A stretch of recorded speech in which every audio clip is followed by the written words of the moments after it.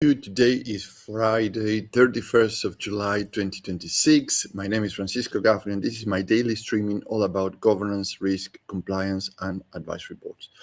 Now, this week we covered the advisory board operating system as a whole, as an image that we have on the screen, and the focus particularly was on an advisory board working in the international expansion. What would be all the elements of this model applied to a company? We discuss one by one throughout the week. So today, I'm going to do a conclusion, how to put this whole system together. So just a quick recap. On Monday, we talk about whether the business can travel, right? How we scale the commercial acceleration. On Tuesday, we spoke about whether the economics transfer, which is your capital and growth. And Wednesday, we spoke about whether the operating model repeats without chaos, right? Because you need a foundation, the system, the operating procedures, the workflows, the teams, the capacities to manage multiple geographies as if were your core business, or which are the red flags you have to find out very quickly. And yesterday, we spoke about whether the business keep its coherence, like the leadership depth, the edge, how it's innovating, what is transformation, what it means going international, and how to keep relevant to all your businesses and geographies, right? So if you want to watch these particular deep dives into these sections, you can watch the videos on LinkedIn, on YouTube.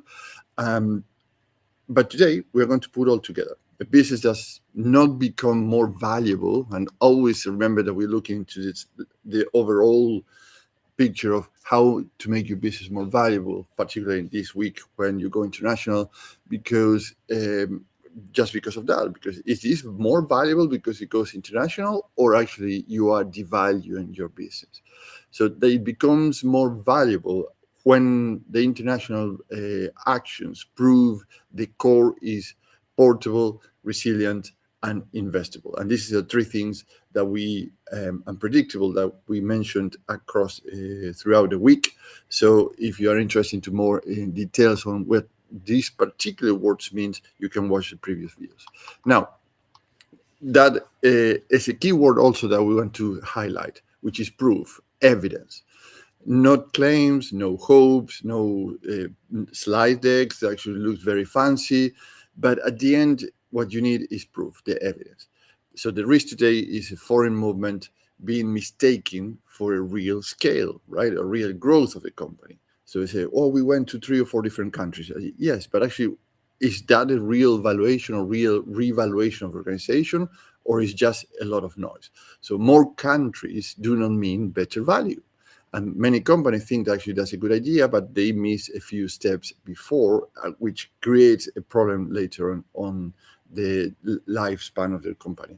So more partners do not mean better reach. More overseas revenue does not mean better economics. More local variation does not mean a better strategy, right? So you have to consider all these things.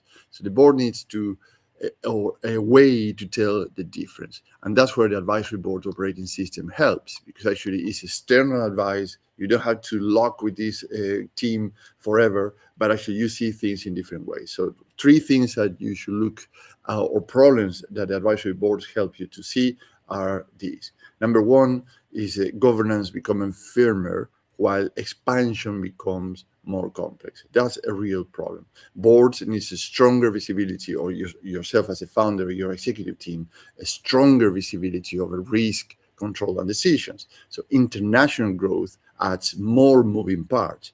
So loose oversight becomes or a loose oversight of these things becomes more dangerous. So you have to have a very good governance about your organization. Other problem is the investor not asking for louder international story. So this is a common mistake. You put a big badge on your chest and say, yes, we're going international. This is amazing. It's very positive. It's a great thing for our organization. But the investors are not looking for a louder story, right? Like a more flashy thing. They want a credible one. So they want to understand what is being scaled, how is funded, what controls protect it, and whether the transformation improves the future value of the organization, right? So Enthusiasm is very good and very positive, but you have to have a lot of essence behind, or depth behind or underneath that enthusiasm. Otherwise, the funding is going to get a bit reluctant to participate on that enthusiasm. Problem number three is the productivity pressure, leaving less room for sloppy expansions, right? So what I mean with this is, if the new market add cost, more meetings, more reporting, more exemptions, and more dependencies from you as a founder, for your executive team, or your current board, and faster. So meaning the dependencies are faster than actually the value that adds. The company is not building an international operating system, really. It's inflating the story with air, like a nice fancy balloon, right?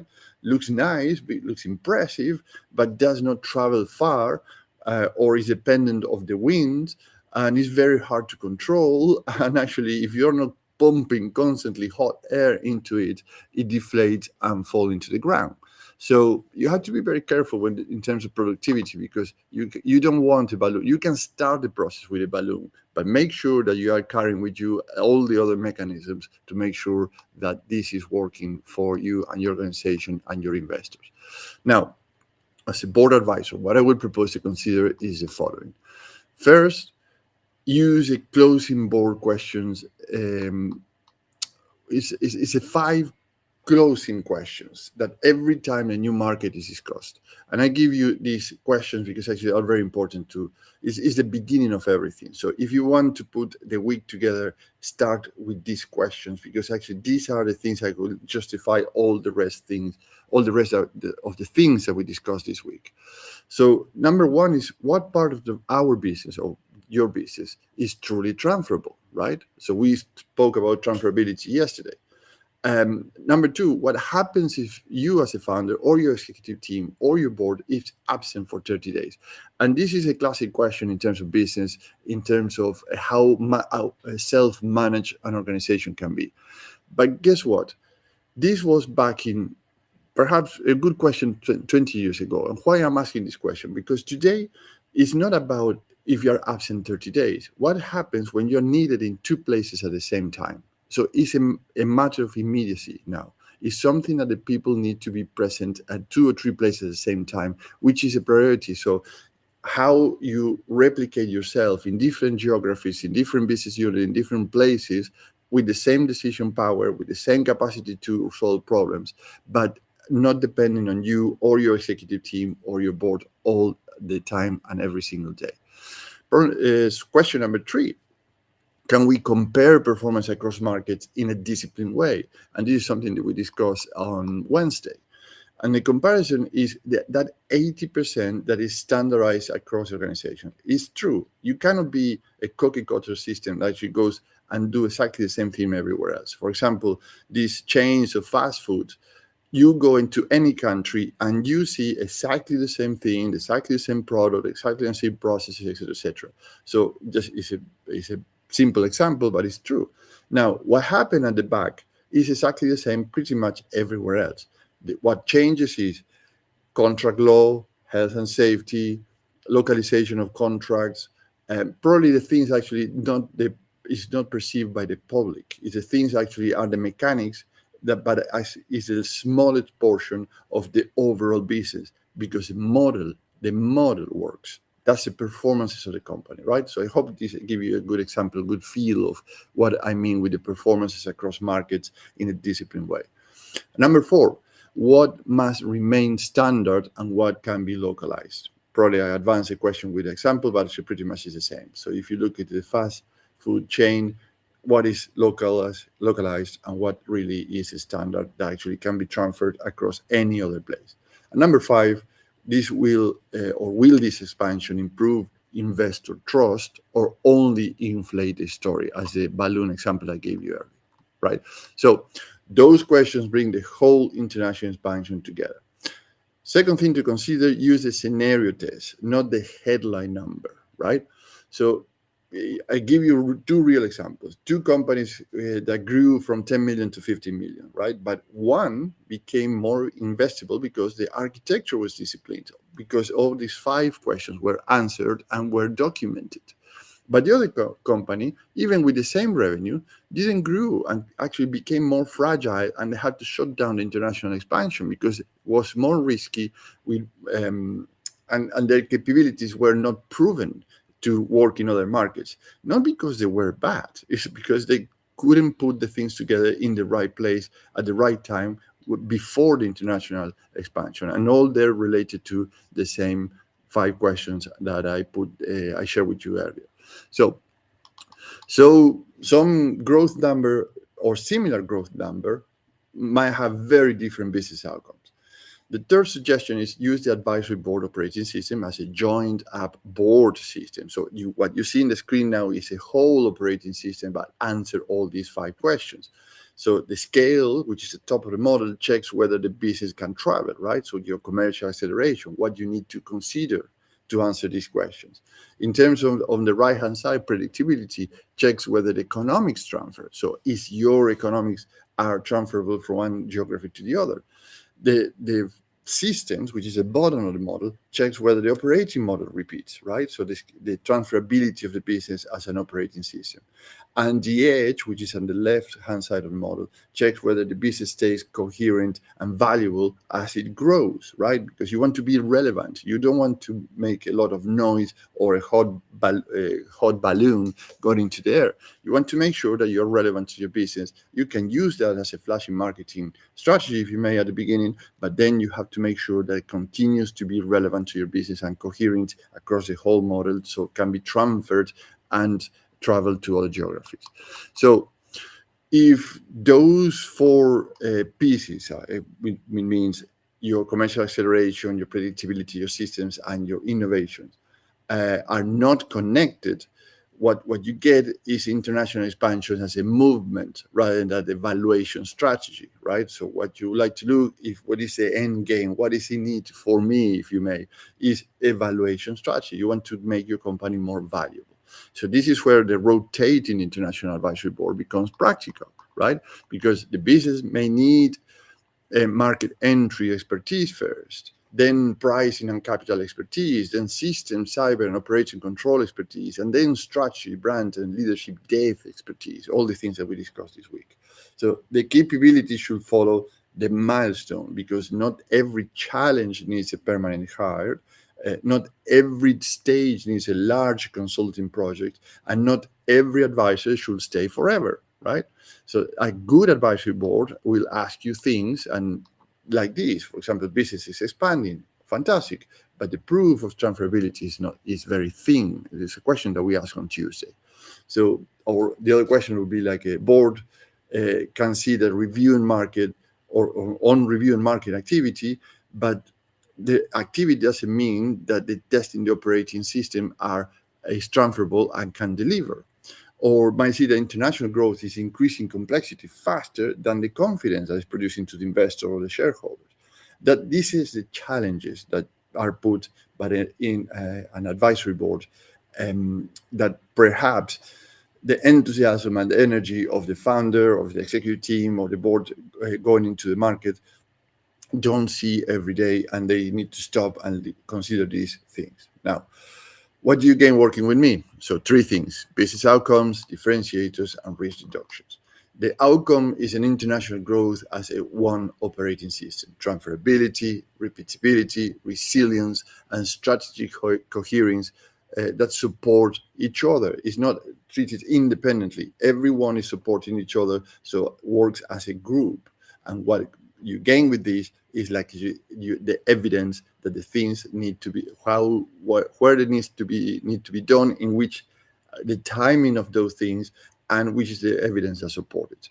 The differentiator is a rotating international advisory board. So we build the team around these particular milestones to get specialist capability faster than hiring one executive, with a lower overhead than the big consulting firm, and no talent locked in.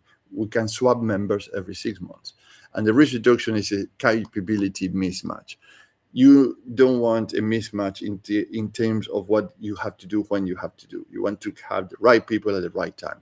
The business avoids carrying the wrong advisors, the wrong structure, or the wrong expertise for too long, as international agenda change is a big mistake, because actually it's a group thinking. Is actually this is the way that we do things here, and probably you're missing a big thing that actually it might be a small thing in comparison to the overall picture, but that big thing can carry a lot of problem because you don't have that local expertise that you're looking for. But we can achieve that with an advisory board for a period of 6 months with a member, and then tell the members, hey, your tenure here will be 6 months, and that's it, and this is understandable and agreeable, and everybody's happy. But the overall gain is actually your risk are reduced. So you get the right expertise at the right time to the specific milestone that you want to achieve. Now, one action you can take home today, and it's very easy to do. I put the questions together and what is the evidence that you need to provide for this. And here's all together. So before your next decision international, or if you are already in an international expansion, or you are already expanded, go through this exercise. It's very easy to do, but I can guarantee you that you have to think very hard. So this is the international readiness review. It's the five questions I mentioned earlier. Ask your teams, the management team, your C-suite, or your board, these questions in one page. And then you have to provide the evidence, not the aspiration, which is the evidence that answers these questions. Now, you will find out if the evidence is weak. The next international move needs more challenge before more spend or more movement. And then you have to create a kill switches, I call it. So it is worth continue doing this effort or not. But here, at least you have a template where you can start to understand if that international expansion is worth your time, or the company time, or the investors' capital, etc., etc. So let's pause here for today and reconvene next week. Today is Friday, month end, by the way, middle of the summer. So probably a very stressful situation for many people. If you are a founder, a chair, a non-executive director, a C-suite member, and you want an international advisory board to pressure test your international readiness and build the right capabilities around the milestones in front of you, let's have this 30-minute chat so I can understand where you're coming from, where you are, where you like to go. So I can understand where you are today and how the advisory board model will support your next stage. Have a great weekend. Have a great close of the month, and we'll talk